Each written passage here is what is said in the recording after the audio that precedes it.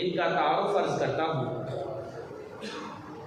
سیدنا سعد بن ابی وقاص رضی اللہ تعالی عنہ کا تعلق قبیلہ بنی زہرہ سے تھا۔ عرب کے جو قبائل کے خاندان ان میں سے ایک قبیلہ ہے بنی زہرہ، اور یہ قبیلہ رسول اللہ کی والدہ محترمہ کا بھی یہی قبیلہ ہے، حضرت سیدہ آمنہ رضی اللہ عنہا کا یہی قبیلہ ہے بنو زہرہ، اور اس قبیلے سے تعلق رکھتے تھے جناب سیدنا سعد بن ابی وقاص۔ آپ رضی اللہ تعالی عنہ اسلام لانے والے سابقین اولین میں سے ہیں، وہ لوگ جنہوں نے ابتدا میں اسلام قبول کیا، ان میں سے جناب سیدنا سعد بن ابی وقاص رضی اللہ تعالیٰ عنہ فرماتے ہیں کہ میرے اسلام لانے کا واقعہ کچھ یوں ہوا کہ میں نے ایک رات خواب دیکھا۔ خواب کے عالم میں میں کیا دیکھتا ہوں کہ ہر طرف گھٹا ٹوپ اندھیرا ہے، اس قدر سخت اندھیرا ہے کہ ہاتھ کو ہاتھ نظر نہیں آتا۔ اس اندھیرے میں میں بھٹک رہا ہوں، چلتے چلتے ایک طرف کو میں نے دیکھا کہ مجھے وہاں بہت ساری روشنی نظر آئی، نور نظر آیا۔ میں اس روشنی کی جانب چل پڑا۔ جوں میں قریب جاتا جا رہا ہوں، اندھیرا چھٹتا جا رہا ہے اور روشنی بڑھتی جا رہی ہے۔ جب میں اس روشنی کے قریب پہنچا تو میں نے کیا دیکھا کہ اس روشنی میں مجھ سے پہلے جناب سیدنا ابو بکر الصدیق بھی موجود ہیں، جناب سیدنا علی المرتضیٰ بھی موجود ہیں، اور جناب سیدنا زید بن حارثہ بھی موجود ہیں۔ میں نے انہیں جا کر پہچان لیا اور پہچان کر پوچھا کہ آپ یہاں کب سے آئے؟ تو انہوں نے کہا ہم بھی تیرے آنے سے کچھ ہی دیر پہلے ابھی آئے ہیں۔ جناب سیدنا سعد بن ابی وقاص کہتے ہیں اسی عالم میں، اسی اثناء میں میری آنکھ کھل گئی۔ جب میری آنکھ کھلی تو میں اس خواب کی وجہ سے انتہائی زیادہ پریشان تھا کہ یہ خواب پتہ نہیں کون سی شے کی طرف اشارہ کرتا ہے۔ جب صبح ہوئی تو میری ملاقات جناب سیدنا صدیق اکبر سے رضی اللہ عنہ۔ میں نے انہیں اپنا رات والا خواب سنایا تو انہوں نے مجھے ارشاد فرمایا کہ اس کی تعبیر یہ ہے کہ تم بھی وہی دین قبول کر لو جو ہم قبول کر چکے ہیں۔ پھر میں نے ان سے پوچھا کہ مجھے تفصیل بتائیے، تو آپ نے مجھے رسول اللہ کی طرف بھیج دیا۔ میں جب رسول اللہ صلی اللہ علیہ وسلم کے پاس پہنچا تو میں نے آپ سے سوال کیا کہ آپ کون سے دین کی دعوت دیتے ہیں؟ تو ارشاد فرمایا کہ میں دین حنیف کی دعوت دیتا ہوں، دین ابراہیمی کی دعوت دیتا ہوں، لیکن اللہ تبارک و تعالی نے مجھے نبی آخر الزماں بنا کر بھیجا۔ سعد بن ابی وقاص کہتے ہیں حضور نے مجھ سے کہا کہو لا الہ الا اللہ محمد رسول اللہ۔ میں نے یہ پڑھا اور الحمدللہ میں بھی حلقہ بگوش اسلام ہو گیا، مسلمان ہو گیا۔ تو اس اعتبار سے تو یوں ہی محسوس ہوتا ہے کہ آزاد مردوں میں اسلام لانے والے آپ دوسرے ہیں، آزاد مردوں میں اسلام لانے والے آپ دوسرے ہیں کہ ان سے پہلے آزاد مردوں میں اسلام لانے والے جناب سیدنا صدیق اکبر ہیں، اور بچوں میں جناب سیدنا علی المرتضیٰ ہیں، اور غلاموں میں جناب سیدنا زید بن حارثہ ہیں۔ تو ان تینوں کو سب سے پہلے انہوں نے اس روشنی میں دیکھا، اور چوتھے نمبر پر انہوں نے اسلام قبول کر لیا۔ اور یہ بھی سیرت کی کتابوں میں ملتا ہے جس دن حضرت سعد نے کلمہ پڑھا اس دن کسی اور نے کلمہ نہیں پڑھا۔ لہٰذا یہ بھی معلوم ہوا کہ آپ رضی اللہ تعالی عنہ ان لوگوں میں شامل ہیں جنہوں نے سب سے پہلے دین اسلام کو قبول فرمایا۔ جناب سیدنا سعد بن ابی وقاص رضی اللہ تعالی عنہ کے متعلق جیسا کہ میں کہہ چکا کہ آپ کا تعلق قبیلہ بنو زہرہ سے تھا، اور اس قبیلے سے تعلق کی وجہ سے رسول اللہ انہیں اپنا ماموں ارشاد فرماتے تھے۔ سبحان اللہ، کتنی عظمت کی بات ہے کہ حضور کسی کو کہیں کہ یہ میرے ماموں ہیں۔ تو رسول اللہ یہ فرمایا کرتے تھے کہ لوگوں سنو، سعد میرے ماموں ہیں، میرے ماموں جیسا کسی اور کا ماموں ہو تو لے کے دکھاؤ، میرے ماموں جیسا کسی اور کا ماموں ہو تو لے آؤ۔ یہ ہے حضرت سیدنا سعد بن ابی وقاص رضی اللہ تعالی عنہ۔ بڑی شان ہے ان کی، سب سے بڑی فضیلت تو یہی ہے کہ آپ صحابی رسول ہیں، السابقون الاولون میں سے ہیں، اور آپ ان میں سے ہیں جنہیں رسول اللہ نے 10 صحابہ کو جنت کی بشارت عطا فرمائی، یعنی آپ عشرہ مبشرہ میں سے 8واں نمبر ہے جناب سیدنا سعد بن ابی وقاص رضی اللہ تعالی عنہ۔ حضرت سعد بن ابی وقاص رضی اللہ تعالی عنہ کا حلیہ مبارک احادیث کی کتابوں میں یہ بیان کیا جاتا ہے کہ آپ رضی اللہ تعالی عنہ کا قد مبارک چھوٹا لیکن روب و دبدبہ بڑا تھا، اور آپ کے پورے جسم پر بال تھے۔ بعض لوگ ایسے ہوتے ہیں کہ ان کے پورے جسم پر گھنے بال ہوتے ہیں، جسم پر بال، قد مبارک چھوٹا اور باروب شخصیت۔ اور یہ بھی بتایا گیا کہ آپ کے جو سر کے بال تھے یہ گھنگریالے تھے، سر کے بال گھنگریالے تھے۔ آپ رضی اللہ تعالی عنہ کہ دو بھائی اور بھی ہیں جنہوں نے اسلام قبول کیا۔ آپ کے دو بھائی اور ہیں جنہوں نے اسلام قبول کیا، عامر بن ابی وقاص اور عمیر بن ابی وقاص۔ عامر بن ابی وقاص اور عمیر بن ابی وقاص، ان میں سے جو چھوٹے ہیں ان کا نام ہے عمیر بن ابی وقاص، اور یہ وہ ہیں جن کو اللہ تعالیٰ نے غزوہ بدر میں شہادت عطا فرمائی۔ ان کا واقعہ بڑا عجب ہے۔ کہتے ہیں کہ ابھی عمر تھی کوئی 12-13 سال، اور مسلمان ہو گئے، اسلام قبول کیا، اور غزوہ بدر کا موقع آ گیا تو حضرت عمیر رضی اللہ تعالی عنہ بھی جہاد کے جذبہ سے سرشار ہو کر مجاہدوں میں شامل ہو گئے۔ سعد بن ابی وقاص کہتے ہیں کہ میں نے دیکھا کہ عمیر گھوڑے کے پیچھے چھپ رہا ہے، تو میں نے کہا عمیر چھپ کیوں رہے ہو؟ کہا اس لیے کہ عمر میں چھوٹا ہوں، حضور کہیں مجھے واپس نہ بھیج دیں۔ اللہ اکبر، یہ جذبہ جہاد ہے۔ حالانکہ پتہ ہے کہ ہو سکتا ہے میں وہاں شہید ہو جاؤں، لیکن جذبہ دیکھیے۔ اور عمر کتنی ہے؟ 12-13 سال۔ حضرت سعد بن ابی وقاص کہتے ہیں کہ ان کی لمبائی کے مطابق ان کی تلوار ان سے لمبی تھی، ان کی تلوار ان سے لمبی تھی، یہ حالت۔ اور حضرت عمیر گھوڑے کے پیچھے چھپ رہے ہیں۔ تو حضرت سعد بن ابی وقاص کہتے ہیں کہ جب بھائی کا میں نے جذبہ دیکھا تو میں نے کہا ٹھیک ہے چھپ جاؤ۔ پھر وہی ہوا جو ہونا تھا، سرکار کی نظر پڑ گئی، نبی پاک علیہ السلام نے دیکھ لیا تو دیکھ کر ارشاد فرمایا چلو عمیر تم نہیں جاؤ گے، تمہاری عمر چھوٹی ہے۔ تو حضرت عمیر رو پڑے، اللہ رو پڑے، اور رو کے عرض کرتے ہیں نہیں یا رسول اللہ صلی اللہ علیہ وسلم، میرے دل کی بڑی تمنا ہے، بڑی خواہش ہے کہ اللہ تبارک و تعالیٰ مجھے شہادت کی موت عطا فرمائے، اس لیے آپ مجھے اجازت عطا فرما دیں۔ تو نبی پاک علیہ السلام نے انہیں اجازت عطا فرمائی تو ان کی تمنا بھی پھر پوری ہو گئی۔ غزوہ بدر میں اللہ نے انہیں شہادت عطا فرمائی۔ یہ حضرت عمیر ہیں، حضرت سعد بن ابی وقاص کے چھوٹے بھائی۔ حضرت سعد بن ابی وقاص رضی اللہ تعالی عنہ نبی کریم صلی اللہ علیہ وسلم کی ذات سے والہانہ محبت کرتے تھے، والہانہ پیار تھا۔ اور نہ صرف ان کا یہ وصف ہے بلکہ حقیقت تو یہ ہے کہ اللہ تعالیٰ نے یہ وصف حضور کے ہر صحابی کو عطا فرمایا، ہر صحابی کو عطا فرمایا تھا کہ وہ اپنی جان سے بھی زیادہ پیار حضور سے کرتے تھے۔ اور اس بات کے اندازہ آپ سیرت کی کتابیں پڑھیں تو آپ کو پتہ چلے کہ غزوات میں جا کر اپنی جان ہتھیلی پر رکھ کر نبی کے نام پر قربان کر دینا یہ کوئی آسان بات نہیں ہے۔ یہ وہی کر سکتے تھے جنہیں اللہ نے حضور سے عشق عطا فرمایا، محبت عطا فرمائی۔ حضرت سعد کا ایک بڑا مشہور واقعہ ہے، آپ نے سنا تو کئی بار ہوگا لیکن شاید نام کے ساتھ آپ کو نہ پتا ہوگا۔ آپ نے ایک واقعہ سنا ہوگا کہ ایک صحابی کی ماں نے کہا تھا کہ بیٹا میں تیری وجہ سے بھوکی مر جاؤں گی، تو محمد کا کلمہ پڑھنا چھوڑ دے۔ یہ وہی حضرت سعد ہے۔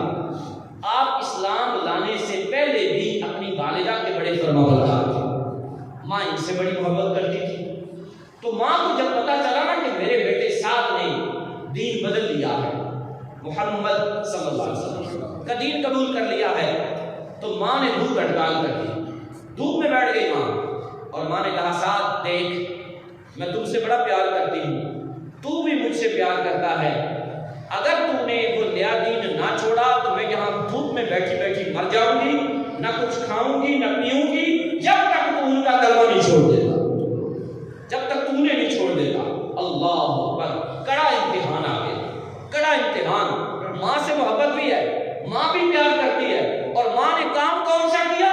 واقعی ماں دھوپ میں بیٹھ گئی، واقعی ماں نے کھانا پینا چھوڑ دیا، حضرت سعد نے جب یہ منظر دیکھا تو یہ نہیں کہ آپ کے پاؤں میں کوئی تزلزل آیا، آپ اسلام کے لیے کوئی متذبذب ہوئے، نہیں، ایسا نہیں، بلکہ ماں کے پاس جا کر کہتے ہیں امی جان سن، اگر اس بات کے علاوہ کچھ اور کہتی ہو تو میں ماننے کو تیار ہوں، کچھ اور کہو تو میں ماننے کو تیار ہوں، لیکن اگر کہو کہ میں تیری وجہ سے دین اسلام کو چھوڑ دوں، محمد رسول اللہ کا کلمہ چھوڑ دوں، اللہ کی وحدانیت کو ماننا چھوڑ دوں، تو ماں سن، یہ جملہ آج بھی تاریخ کے اوراق پر لکھا ہوا ہے، سنو غور سے، آپ کہنے لگے اے ماں سن، تیری تو ایک جان ہے، اگر 1000 جانیں بھی ہوتی اور ایک ایک کر کے نکلتی اور ہر جان کے نکلنے کے بعد تو مجھ سے کہتی صاحب محمد کا کلمہ چھوڑ دو، تو ماں میں تیری ساری جانیں ایک ایک کر کے نبی کے قدموں پر قربان کر دیتا، میں تیری ساری جانیں حضور پر قربان کر دیتا، لیکن میں اپنے نبی کا کلمہ نہیں چھوڑ سکتا، میں ان کا دین نہیں چھوڑ سکتا۔ یہ ہے حضرت سعد رضی اللہ تعالی عنہ۔ اسی لیے اعلیٰ حضرت امام احمد رضا خان رحمہ اللہ تعالی کے بیٹے نے بڑا پیارا کلام لکھا، آپ کہتے ہیں اسی بات کی طرف اشارہ کرتے ہوئے آپ کہتے ہیں یہ ایک جان کیا ہے اگر ہوں کروڑوں، یہ ایک جان کیا ہے اگر ہوں کروڑوں، تیرے نام پر سب کو وارا کروں میں، یا رسول اللہ میری کروڑ جانیں ہوتی تو میں ایک ایک کر کے آپ کے قدموں پر قربان کر دیتا۔ اور پھر کہتے ہیں میرا دین و ایمان فرشتے جو پوچھیں، کہتے ہیں قیامت کا دن ہو اور مجھ سے فرشتے پوچھیں تیرا دین کیا ہے، تیرا ایمان کیا ہے، ادھر سے حضور بھی مجھے نظر آ رہے ہوں، میرا دین و ایمان فرشتے جو پوچھیں تیری ہی جانب اشارہ کروں گا، یا رسول اللہ میں آپ کی جانب اشارہ کر دوں گا اور میں کہوں گا میرا دین بھی محمد ہے، میرا ایمان بھی محمد صلی اللہ تعالی علیہ وسلم۔ یہ ہے حضرت سیدنا سعد بن ابی وقاص رضی اللہ تعالی عنہ کہ جنہوں نے اپنی ماں کی بات کو نہ مانا بلکہ اللہ کے پیارے حبیب صلی اللہ علیہ وسلم کی محبت میں، دین اسلام کی محبت میں، اللہ کی وحدانیت کو قبول کرنے میں انہوں نے ماں کو بھی ترجیح نہ دی بلکہ کہا ماں اگر تو مرتی ہے تو مر جا، بھوک ہڑتال کرتی ہے تو کر، کھانا پینا چھوڑنا ہے تو چھوڑ دے، دھوپ میں بیٹھنا ہے تو بیٹھ، لیکن میں اپنے پیارے نبی کا کلمہ نہیں چھوڑوں گا۔ حتیٰ کہ ماں نے ہار مان لی اور حضرت سعد کو اللہ نے دین کی استقامت عطا فرمایا۔ اب یہاں ایک بات ضروری عرض کرنا چاہوں گا، وہ یہ ہے کہ ہمیں یہ بھی مسئلہ پتہ ہونا چاہیے کہ والدین کی اطاعت کون کون سے کاموں میں کرنی ہے اور کون کون سے کاموں میں نہیں کرنی، یہ مسئلہ ضروریہ ہے۔ میں نے یہ بھی دیکھا ہے کہ بعض اوقات نوجوان، کسی نوجوان نے بڑی خوبصورت داڑھی شریف سجائی، یہاں پر 2-4 باتیں داڑھی شریف کے حوالے سے کہہ دوں۔ میرے سونے نبی کی سنت ہے داڑھی، بلکہ سارے نبیوں کی سنت ہے داڑھی، کسی نبی نے داڑھی نہیں مڈوائی، کسی نبی نے داڑھی چھوٹی نہیں کروائی، سارے نبیوں کی سنت ہے داڑھی شریف۔ اگلی بات سنیے گا، لوگ آج کہتے ہیں کہ شاید داڑھی کی وجہ سے بندہ سونا نہیں لگتا، لیکن میں ایک جملہ بولنے لگا ہوں، میں نے کہا اگر داڑھی کی وجہ سے حسن میں خرابی آتی نا تو یہ ہم سارے مانتے ہیں کہ حضور سے سونا کوئی نہیں تھا کائنات، میرے نبی سے سونا کائنات میں کوئی نہیں تھا، بلکہ حضرت یوسف علیہ السلام کو بھی اگر حسن ملا ہے تو وہ بھی آقا کے قدموں کی خیرات ملا، تو جو انہیں حسن ملا وہ بھی حضور کا صدقہ ملا۔ تو جب اتنے سونے چہرے پر رب نے داڑھی کو پیدا فرمایا تو پتہ چلا داڑھی سے حسن میں فرق نہیں پڑتا بلکہ داڑھی کو حسن کو اور 4 چاند لگا دے۔ میرے آقا صلی اللہ علیہ وآلہ وسلم کی سنت بڑی پیاری۔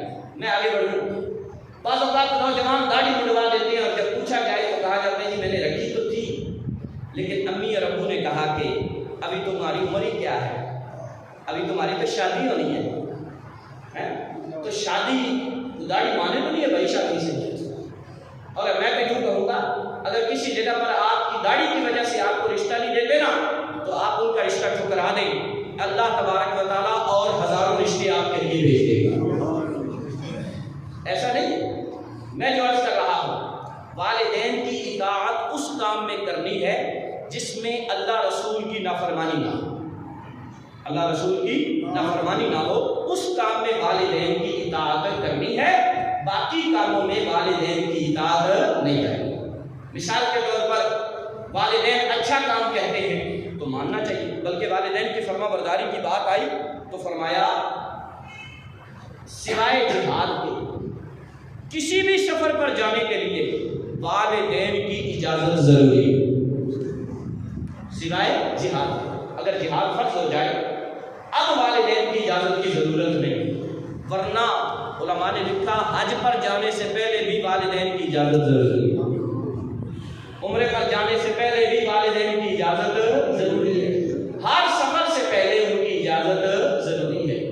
اگلی بات سنیے گا، بیٹا نفل پڑھ رہا ہو، ماں یا باپ میں سے کسی نے آواز دی، انہیں پتہ نہیں تھا کہ بیٹا نماز پڑھ رہا ہے، ماں یا باپ میں سے کسی نے آواز دی بیٹا میری بات سننا، تو شریعت کا مسئلہ یہ ہے نفل ادھر ہی توڑ دے، پہلے والدین کی بات سننے کے لیے چلا، نفل دوبارہ پڑھ لے، پہلے والدین کی بات کو مانے، یہ ہے والدین کی فرما برداری اور یہ ہے والدین کی اطاعت۔ لیکن اگر فرض پڑھ رہا ہے تو اب والدین کی بات نہیں مانے گا، بلکہ پہلے فرضوں کو پورا کرے، اپنے فرض پورے کر لے، جب فرضوں کا سلام پھیرے تو اب نفل پڑھنے سے پہلے، سنتے پڑھنے سے پہلے والدین کی بات مانے، ان کی خدمت میں حاضر ہو جائے۔ ایک اور مسئلہ ہے، اگر بیٹا کسی دوسرے شہر میں رہتا ہے اور والدین نے اسے فون کر کے کہا، خط لکھ کر کہا کہ بیٹے ہمیں آ کر مل جاؤ، ہمیں تمہارے ملنے کی بڑی طلب ہو رہی ہے، تو مسئلہ شریعہ یہ ہے کہ جتنی جلدی ہو سکے فوراً ملنے کے لیے چلا جائے، جتنی جلدی ہو سکے اپنے والدین کو ملنے کے لیے چلا جائے، کہ اب یہاں ضروری ہے اس حکم میں دیر کرنے کی اجازت نہیں۔ یہ والدین کے تعلق سے بھی چند باتیں تھیں تو میں نے کہا عرض کر لوں، میں آگے بڑھتا ہوں۔ حضرت سیدنا سعد بن ابی وقاص رضی اللہ تعالی عنہ وہ تھے جو کہ مستجاب الدعوات، مستجاب الدعوات کسے کہتے ہیں؟ مستجاب الدعوات وہ ہوتا ہے جو بھی دعا مانگے اللہ قبول فرمائے، اسے کہا جاتا ہے مستجاب الدعوات۔ اور یہ انعام ملا کیسے؟ یہ بھی بڑی قابل توجہ بات ہے، یہ انعام بھی اللہ نے حضور کی دعا کا صدقہ عطا فرمایا تھا، حضور کی دعا کا صدقہ۔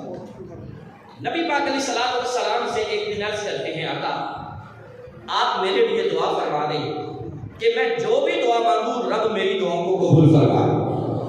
سبحان اللہ۔ یہاں ایک اور مسئلہ بھی ذہن میں آ گیا، کعبہ شریف پر جب پہلی نظر پڑے، بندہ جب حاضر ہو حج کے لیے عمرے کے لیے، کعبہ شریف پر جب پہلی نظر پڑے تو حدیث پاک میں ہے کہ پہلی نظر کے وقت جو بھی دعا مانگی جائے اللہ قبول فرمائے۔ اس لیے علماء لکھتے ہیں کہ جب وہاں جائے تو پہلی نظر کے وقت یہ دعا مانگے، مولا میں اپنی زندگی میں جو جو نیک دعائیں تجھ سے کروں تو ساری قبول فرمائے، اور جب یہ والی قبول ہو جائے گی تو انشاءاللہ بعد والی ساری قبول ہو جائے گی۔ لیکن اگلی بات کہوں، یہ ہے بڑا مشکل، کیوں بلا کہ بندہ اپنے حواس میں رہتا ہی نہیں وہاں جا کر۔ ہاں میں نے تو تجربہ کیا، جب میں حاضر ہوا تھا تو الحمدللہ حدیث پاک میرے ذہن میں تھی اور میں یہ نیت کر کے گیا تھا کہ میں نے ایسا ہی کرنا ہے، لیکن دور سے جب بیت اللہ شریف پر نظر پڑی تو بھول گیا میں سب کچھ کہ کیا تھا کیا نہیں تھا، میرے ذہن میں سب کچھ یاد ہی نہیں رہا، بس یہی کیفیت تھی، میں اپنے آپ کی طرف دیکھ کے کہہ رہا تھا مالک کریم میں اور اس پاکستان پر تو نے مجھے یاد فرما دیا، میں یہاں آ گیا۔ اللہ اکبر۔ بندہ اپنے جناب و مقدروں پر جو ہے نا وہ خوش ہو رہا ہوتا ہے، ناز کر رہا ہوتا ہے کہ میں تو قطعاً اس قابل نہیں ہوں یار، میرا تو گناہوں سے آلود جسم ہے اور مجھے میرے رب نے اپنے پاک گھر میں یاد فرما دیا، کچھ یاد ہی نہیں رہتا، کیفیت کیسی ہو جاتی ہے۔ غرض یہ تو ویسے بات تھی تو میں نے عرض کر دی، میں آگے بڑھتا ہوں۔ حضرت سیدنا سعد بن ابی وقاص رضی اللہ تعالی عنہ جو تھے نا مستجاب الدعوات تھے، آپ جو دعا مانگتے تھے اللہ قبول فرما لیتے تھے، اور ان کی وجہ نبی پاک علیہ السلام کی دعا تھی، آپ نے ان کو دعا دی تھی مولا سعد تم سے جو دعا مانگے سعد کی دعا قبول فرمائے۔ لیکن ایک ساتھ حضور نے شرط بھی لگائی تھی، آپ نے فرمایا تھا سعد دعا میں کر دیتا ہوں لیکن اپنے کھانے اور پہننے کو حلال کرو۔ اس کا یہ مطلب نہیں تھا کہ حضرت سعد کے کھانے پہننے میں کوئی شک شبہ تھا، نہیں، حضور نے تاکید فرمائی تھی کہ اللہ دعائیں انہی کی قبول فرماتا ہے جن کا کھانا اور پہننا بالکل حلال ہو، ذرا بھی آمیزش نہ ہو، ذرا بھی آمیزش نہ ہو حرام کی، شبہ بھی نہ ہو، تو اللہ ایسے بندوں کی دعاؤں کو قبول فرماتا ہے۔ تو یہ دعا کی قبولیت کے لیے ایک بہترین نسخہ ہمیں مل گیا کہ اگر ہم چاہتے ہیں ہماری دعائیں قبول ہوں تو پھر ہمیں اپنا کھانا پہننا وغیرہ سب کچھ کیا کرنا ہوگا؟ حلال کرنا ہوگا۔ اس کے لیے توجہ کرنی ہوگی کہ ذرا بھی میرے کھانے میں، میری روزی میں جھوٹ نہ ہو، میری روزی میں دھوکہ نہ ہو، میری روزی میں جناب والا ڈنڈی نہ ہو، میں جو کماؤں کھاؤں دیوں وہ سب کا سب کیا ہونا چاہیے؟ حلال ہونا چاہیے۔ تو پھر اللہ یہ توفیق دیتا ہے دعائیں قبول ہونے والی۔ حضرت سعد بن ابی وقاص مستجاب الدعوات تھے۔ اب آئیے ان کی دعائیں سنتے ہیں ہم کہ انہوں نے کون کون سی دعائیں مانگی ہیں۔ تو واقعات بڑے لیکن میں شارٹ وقت کے اعتبار سے دو باتیں بیان کروں گا۔ حضرت سعد بن ابی وقاص رضی اللہ تعالی عنہ ایک دن بیمار ہو گئے اور بیماری اس قدر زیادہ تھی کہ محسوس یہ ہوتا تھا کہ شاید اب روبہ صحت نہ ہو سکے، لیکن آپ کے بچے چھوٹے تھے، بچوں میں سے بالغ کوئی بھی نہیں تھا۔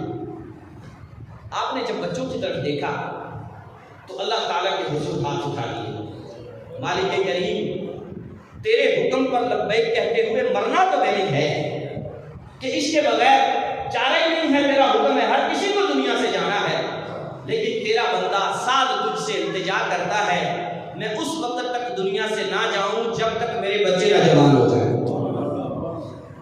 جب تک میرے بچے نہ جوان ہو جائیں۔ حدیث پاک کے الفاظ ہیں آپ نے جب یہ دعا مانگی اس کے بعد اللہ نے آپ کو 20 سال زندگی عطا فرمائی، 20 سال تک آپ حیات رہے اور 20 سال کے بعد آپ دنیا سے پردہ فرما گئے۔